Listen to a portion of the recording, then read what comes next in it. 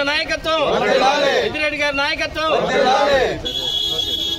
4 రోజుల ముందు మనం చూస్తున్నాము, అక్రమంగా అన్యాయంగా మన మిథున్ రెడ్డి గారి మీద కేసులు బనాయించడం జరిగింది. లిక్కర్ కేసులు, ఒక బేస్లెస్ కేసులు తీసుకొని ఆయన మీద పెట్టి ఫస్ట్లో ఏదో 40,000 కోట్లు 30,000 కోట్లు అని లాస్ట్కి 3,000 కోట్ల దగ్గర వచ్చి ఆగారు.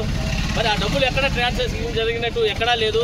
ఎక్కడ పోయిందని అడిగితే మనము అది మీరు ఎలక్షన్లో ఖర్చు పెట్టేశారంటున్నారు.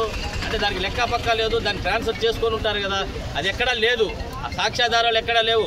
మన మిథునన్న కూడా చెప్తున్నాడు, నన్ను కావాలంటే ఎంతైనా ఎంక్వైరీ చేసుకొని నా సెల్ ఫోన్ కూడా ఇస్తాను, మీరు చూసుకోండి అంటున్నాడు. దానివల్లే వినకుండా విచారణకని పిలిచి అర్ధరాత్రి పూట అరెస్ట్ చేసి రాజమండ్రికి పంపించడం జరిగింది. అక్రమ అరెస్టులు ఇవి.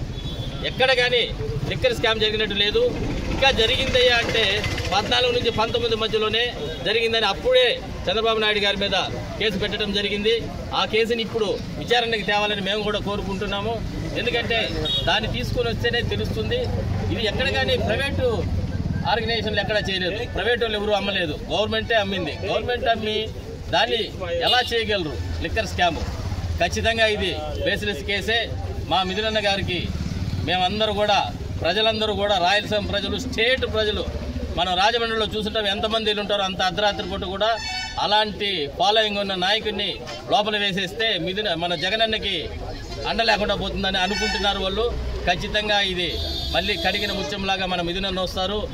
రాష్ట్రంలోనే మన రాయలసీమ మొత్తానికి ఎత్తుకుంటే కూడా వాళ్ళ ఇంటికి గడప తిప్పితే ఏ పార్టీ అని చూడకుండా ప్రతి వ్యక్తికి, ప్రతి నాయకుడికి పనులు చేసి పెట్టే నైజమున్న ఫ్యామిలీ మన పెద్దిరెడ్డి గారి ఫ్యామిలీ. అలాంటి మంచి ఫ్యామిలీని వీళ్ళు బదనాం చేయాలని చూస్తున్నారు. ఖచ్చితంగా ముందు రోజుల్లో దీనికి పర్యవసానాలు ఖచ్చితంగా ఉంటాయి. వచ్చే ఎలక్షన్లో మేము ప్రజలందరూ కూడా చూస్తున్నారు ఈ బేస్లెస్ కేసుల్ని. ఖచ్చితంగా కడిగిన ముత్యంలాగా మన మిథునన్న మళ్ళీ బయట వస్తాడని మేము మా అందరి తరఫున, మా సత్యవేడు నియోజకవర్గం వర్ధయపాలెం తరఫున కోరుకుంటున్నాము. మేమందరం కూడా మొన్న మేము పెద్ద ఆయన దగ్గరికి వెళ్ళి మేమేదో పలకరిస్తామని పోతే ఆయనే మాకు ధైర్యం చెప్తున్నాడు, వచ్చేస్తాడు, మీరేం బాధపడకండి, మిథునన్న వస్తాడు, మీరు ధైర్యంగా ఉండండి అని ఆయన మాకు చెప్పడం జరిగింది. అలాగే మీరందరూ కూడా అధైర్యపడవద్దండి, కొద్ది రోజుల్లో మళ్ళీ వస్తారు ఖచ్చితంగా మిథునన్న గారు. కాబట్టి మనం అందరూ కూడా ఆ ఫ్యామిలీకి అండగా ఉండాం. మేమందరం కూడా జై జగన్, జై మిథున్ రెడ్డి గారు, జై పెద్దిరెడ్డి గారు.